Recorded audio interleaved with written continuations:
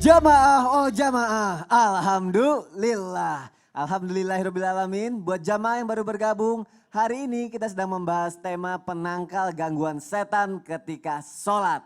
Gimana cara menangkalnya tadi udah dijelasin beberapa. Nah sekarang ada lagi nih yang harus aku tanyain sama Ustadz Syam. Ustadz Syam, aku pernah dengar Siap. Ustadz. Katanya kalau Apalagi misalnya... Baiklah. Aku pernah dengar Ustaz. Katanya kalau kita mau khusyuk sholatnya kita harus memahami bacaannya biar lebih khusyuk. Iya dong. Cuma gimana Ji caranya Ji? Karena itu susah sekali kan itu bahasa Arab. Iya di. Cocok gak? Iya, cocok sedikit. Oh tadi Ustaz Maulana jago banget bahasa Thailandnya. Bahasa Makassar. Bahasa Bugis tadi Oh, Bugis. dicampur bahasa Ih curang Makassar. hari ini Makassar semua. Ustaz Maulana, Ustaz Syam, Daeng Sawal. Aku doang yang dari Paris. Paris mana? Bener gak Ustadz katanya harus benar-benar hafal dulu, harus bisa khusyuk kalau hafal dan ngerti bacaan sholatnya itu. Insya Allah, karena itu memudahkan kita gitu. Jadi Allah Subhanahu wa Ta'ala di dalam Al-Quran sudah menjelaskan tabik guruku Ustadz Maulana, Mas Soni dan guru kami yang sedang menyaksikan Islam itu indah. Ar-Rahman, 'allamal Qur'an, khalaqal insan, 'allamahul bayan.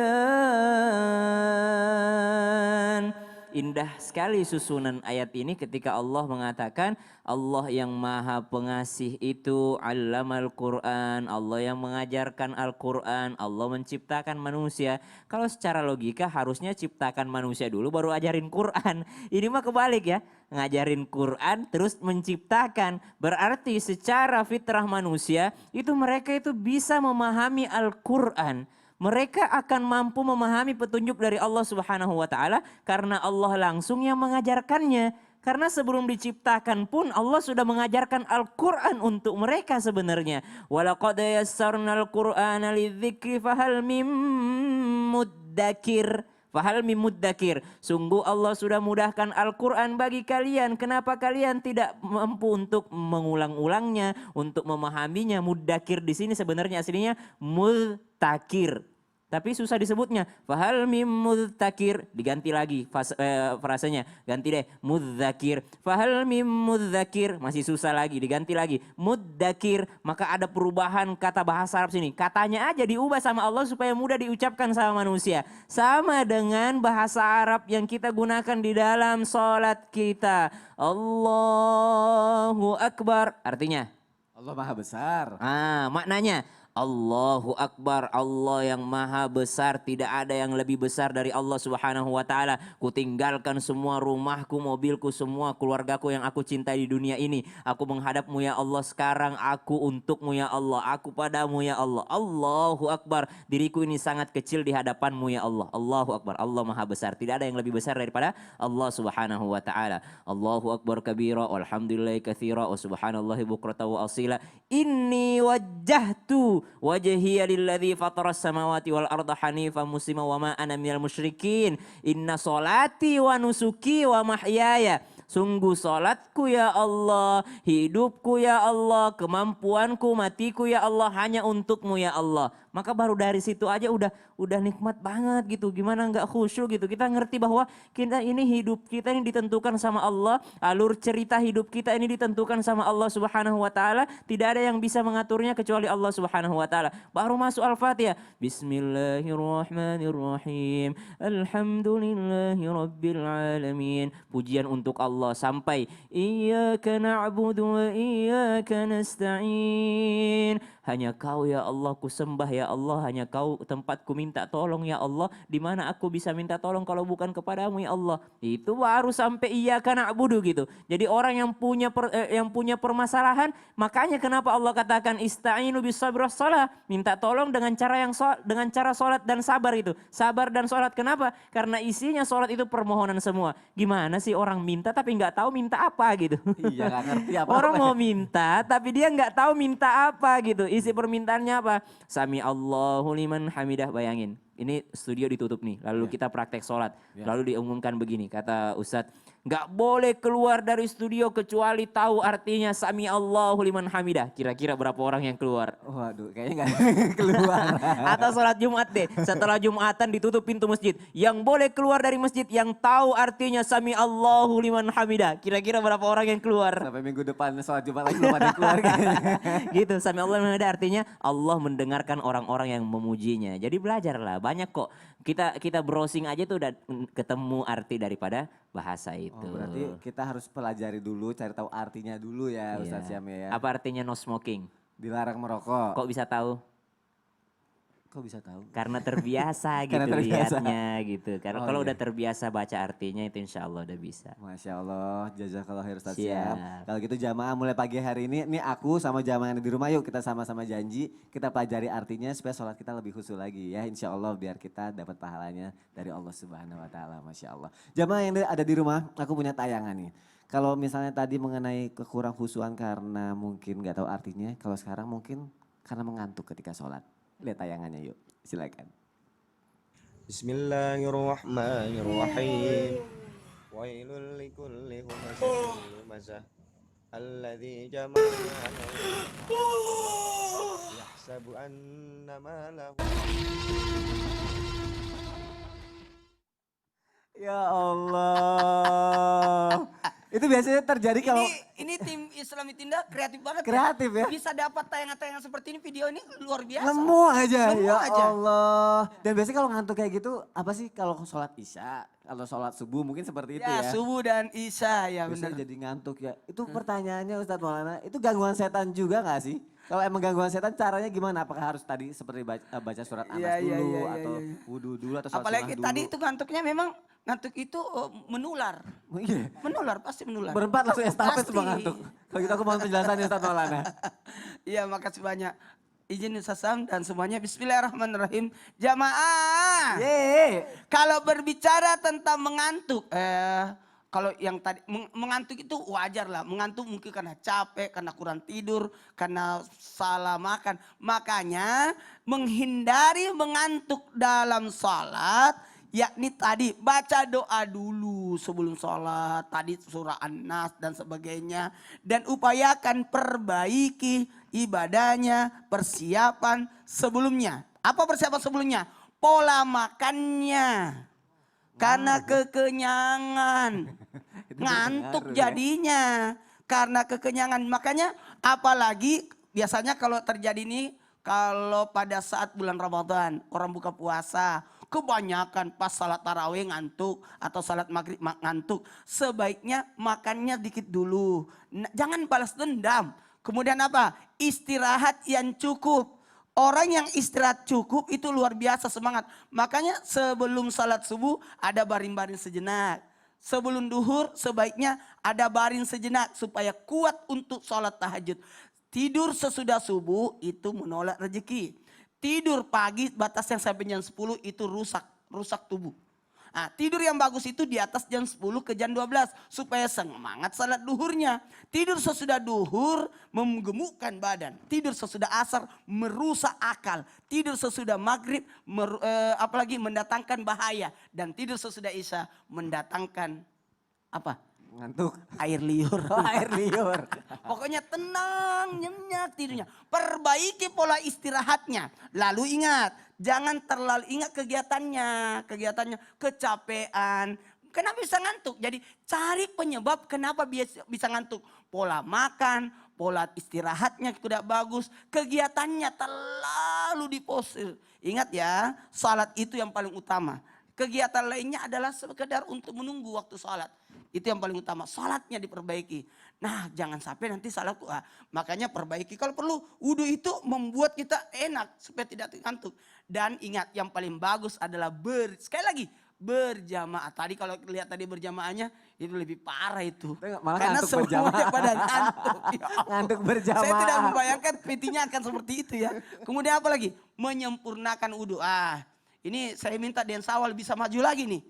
Saya lupa, enggak usah buka sepatu, pakai sepatu saja. Bawaannya mau buka sepatu aja. Atau biar enggak apa-apa. Ya sini. Ya sini. Ustaz Ya. jangan bikin bingung, kasihan. Jadi sekarang menyempurnakan wudhu dan menyempurnakan salat. Lalu gini, Maaf kalau buka dulu ya. Ini kalau praktek saya ingat waktu dijelasin guru tak Allah yarham. Kalau mau praktek, kalau cara mau praktek usahakan betul-betul dibuka anunya supaya Biar kelihatan ya. Ayo, Masya Allah tabarakallah. nanti Jam balikin. tangannya mahal ya. Luar biasa. Bismillahirrahmanirrahim. Ayo. Jadi kalau berwudu itu disempurnakan wudunya. Kalau perlu pakai bacaan-bacaan dalam hati. Tidak boleh berbicara penyempurnaan. Auzubillahi minasyaitonir bismillah. Nanti aku yang bacain ya. Yang Den Sawal yang Ayatnya gerakin. nih. Ya, ya.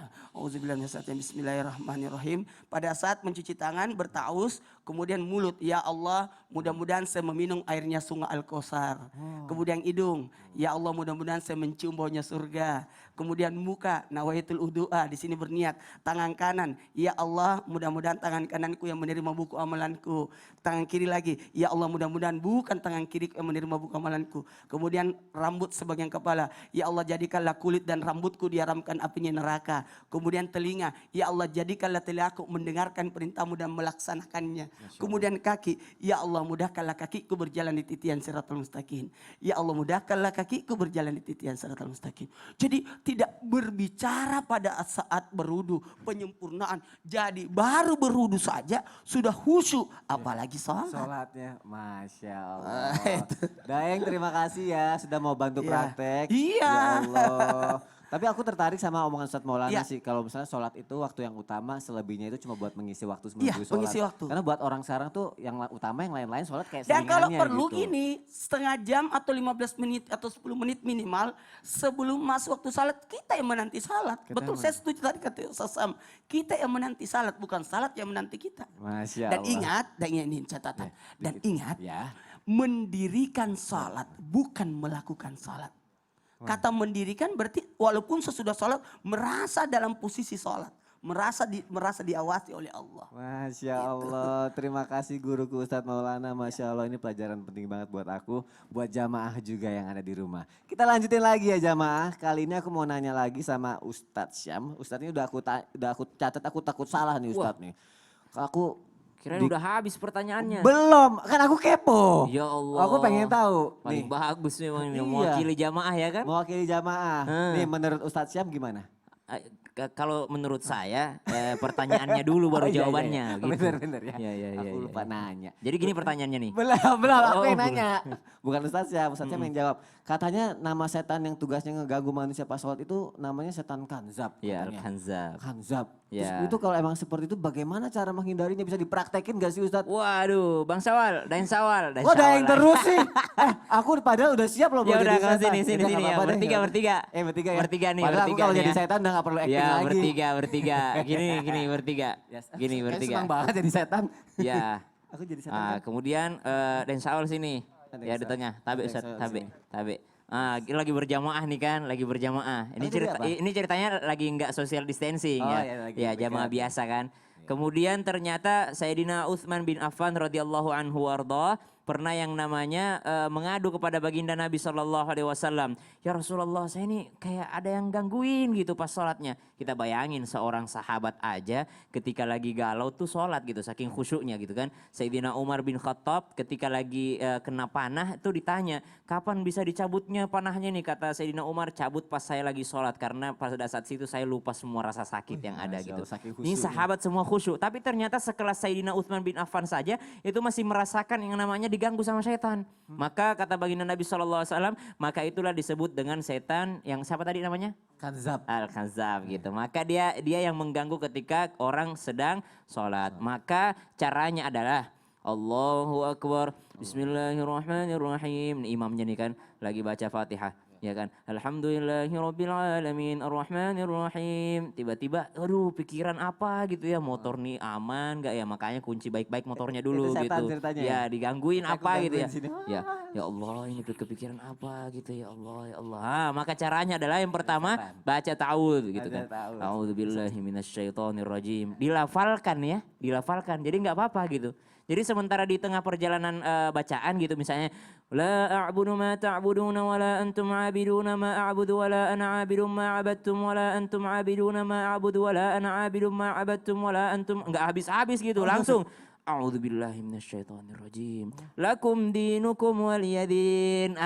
Gitu. Jadi nggak apa-apa dilafalkan a'udzubillahnya gitu. Tapi jangan pas jadi imam juga ntar yang lain ngapain bacaan baru apa gitu ya. Atau kata lagi diganggu Iya, setan nih, jadi kalau gitu ya. misalnya ada yang baca ta'awudz berarti dia sedang yang namanya berlindung kepada Allah dari godaan syaitan gitu. Kalau masih nggak khusyuk juga, maka kata baginda Nabi meludahlah 3 kali ke kiri. Makanya ku taruh sebelah kiri kan. Oh, Ya, aku coba dong bagian dulu praktek. teh. Oh iya. Praktek. Coba praktek. Sama menyambung. Auzubillahiminasyaitonirrajim. Masih diganggu juga. Maka meludahlah 3 kali ke sebelah kiri.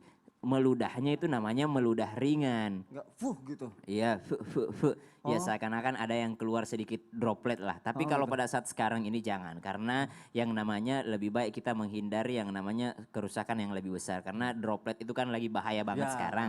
Jadi cukuplah dengan ta'awudz. Cuma kalau ada orang yang meludah di dalam sholatnya itu masih sah sholatnya. Kecuali dia jangan meludah ke arah kiblat, jangan meludah ke sebelah kanan. Berarti ke kiri. Ya. Tapi memang harus dikasih Sama ketika tahu orang ya. mimpi, Ya. ya kan mimpi buruk juga gitu. Nah gitu. gitu. Jadi sekelas sahabat baginda Nabi SAW saja masih merasakan yang namanya. Nah setelah Sayyidina Utsman bin Affan melakukan ini, maka dalam riwayat disebutkan setelah itu aku merasa lega, merasa tidak ada gangguan syaitan itu lagi. Jadi jangan keseringan juga pada saat darurat aja gitu. Pada saat darurat. Gitu Masya coba praktek Allah. deh. Lagi gangguan nih Ustaz Sawal nih ya. Ya. Udah keganggu nih. Oh, iya. Nah, auzubillahiminasyaitonirrajim. Fuh gitu kan. Nah, enggak audu dulu, habis audu kalau masih keganggu, bentar setelah itu baru. Auzubillahiminasyaitonirrajim. Ya lanjutin dulu. Aduh, masih keganggu nih. Ya. Fuh. Ah, ya. Masya Allah.